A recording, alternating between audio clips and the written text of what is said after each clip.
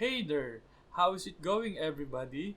In this video, we will go over the steps on how we can install and configure Eclipse on a Windows machine. Ano ba si Eclipse? Eclipse is a pluggable integrated development environment for computer programmers use in software development.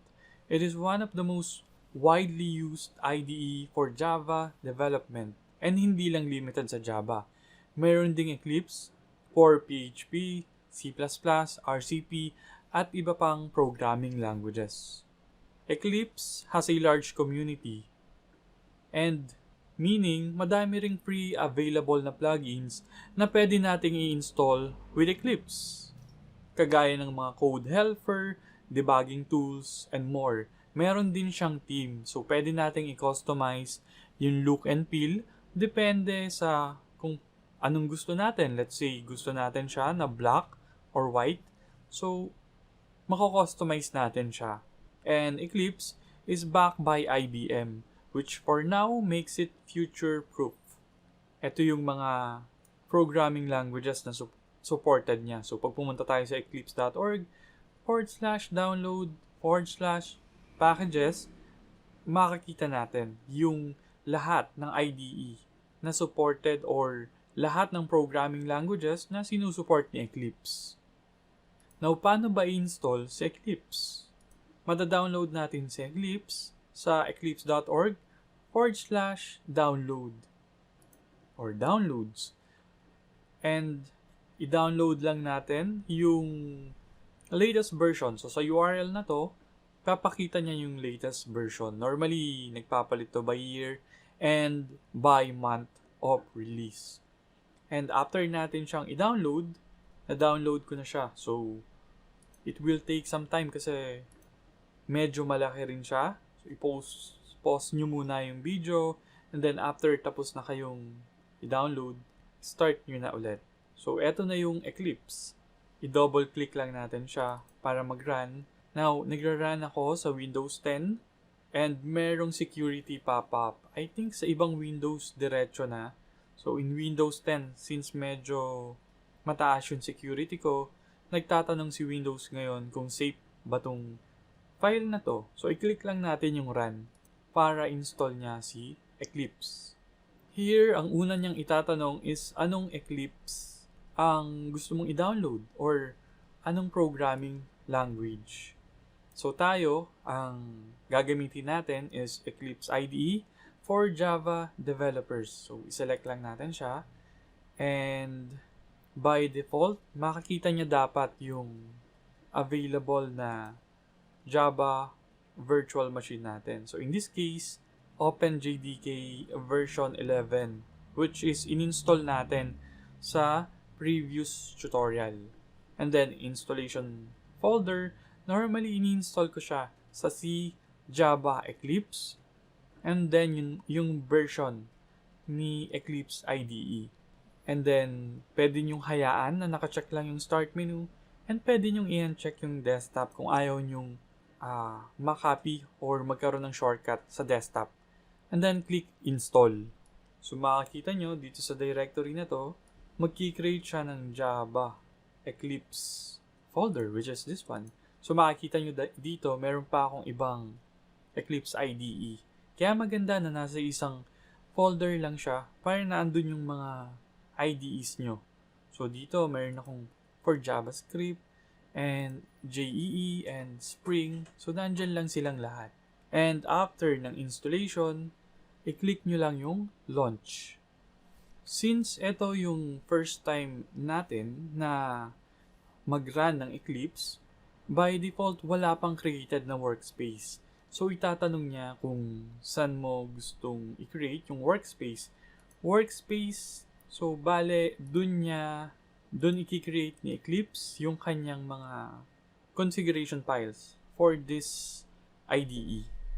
So, sabihin natin, ang workspace ko is C Project Java Bootcamp. And pwede nyo i-click yung default or pwede rin hindi.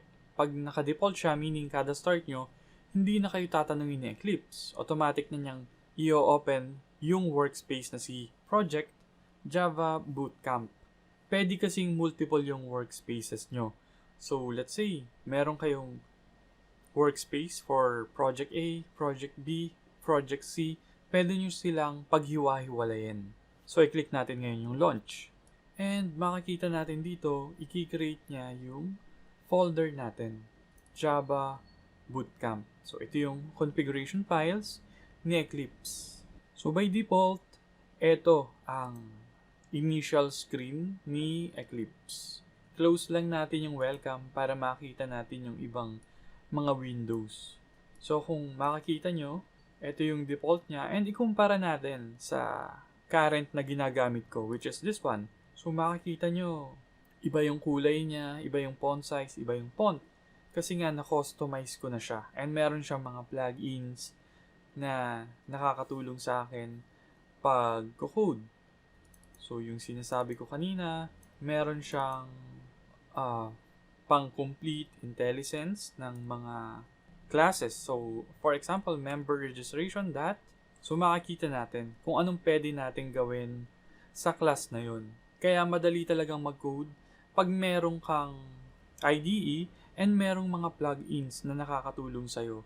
Kasi may in-install pa ako dito na plugin na meron siyang AI. So, ina-analyze niya kung ano yung mga madalas mong gamitin. And then, pag nag-control space ka, sinasuggest niya sa'yo na eto yung pwede mong mga gawin. And then, meron din siyang plugin na ang ginagawa naman, mine-measure yung parang effectiveness nung code mo, which is si SonarLint. So, nadidetect niya rin yung mga bugs and paano mo may improve yung source code mo mismo. So, i-right click mo lang siya, SonarLint, and then i-analyze mo yung project. And then, makikita natin dito, nag-a-analyze siya. And then, after niyang mag-analyze, ilalabas niya ngayon yung result. And tingnan natin, ano ba yung mga pwede nating improve.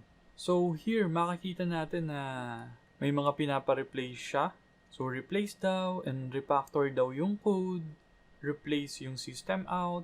Ito, pag dinouble click natin, lalabas yun. So, sinasabi niya na re-interrupt daw. So, may mga suggestion siya talaga na makakapag-improve sa code natin. Ito, pinapa-refactor niya.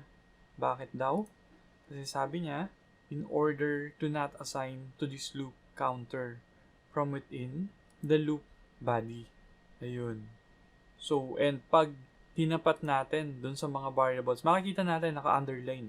Pag hinover natin, sinasabi niya yung mga improvement. Kagaya dito, remove this useless assignment to local variable crunchypie value. Kasi hindi naman ginamit to eh. Wala siyang pinaggamitan after nung code na yun. So, inassign natin, pero hindi siya ginamit. So, may mga pagkakataon na nakakalimutan natin yung instances na yun. With SonarLint, makikita natin yung mga problems na kagaya nito. And, mapipix natin siya before natin makommit yung code natin sa production.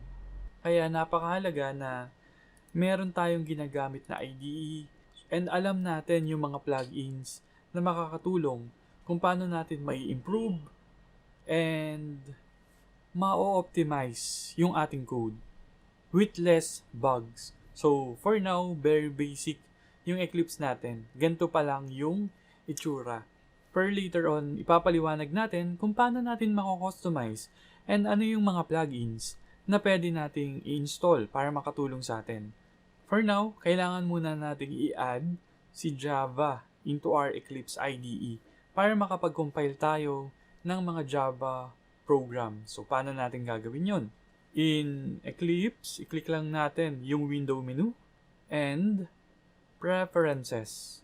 Now, here, makikita natin na merong menu items. Expand lang natin si Java and installed JREs. So, i-click natin si installed JREs. Makikita natin dito, may na-detect siyang JRE. Pero hindi yan yung gusto natin gamitin. Kailangan natin i-add yung OpenJDK na in-install natin sa ating previous video. Now, mahalaga to. Kasi pag hindi mo siya kinonfigure, baka kulang yung Java SDK, hindi magraran yung program mo. So, click Add, select standard VM and click next. And under JRE home, click nyo yung directory. Now, if kailangan natin siyang i-point sa C Java JDK OpenJDK 11. So, remember dyan natin install kanina or sa previous video natin yung OpenJDK.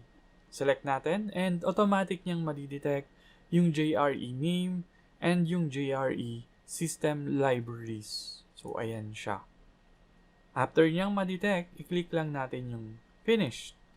And don't forget to select yung OpenJDK na ka-add lang natin para siya yung default. After that, click apply.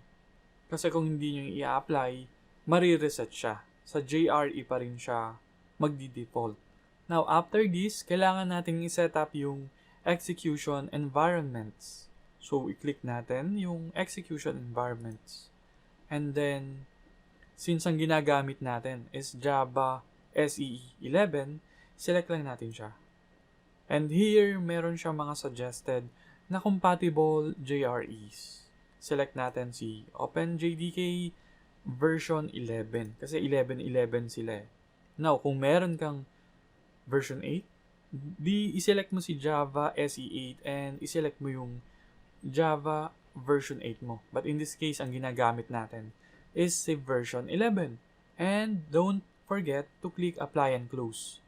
And na-apply na yung or na-add na natin si OpenJDK in Eclipse IDE. So, dito na natatapos tong video na to.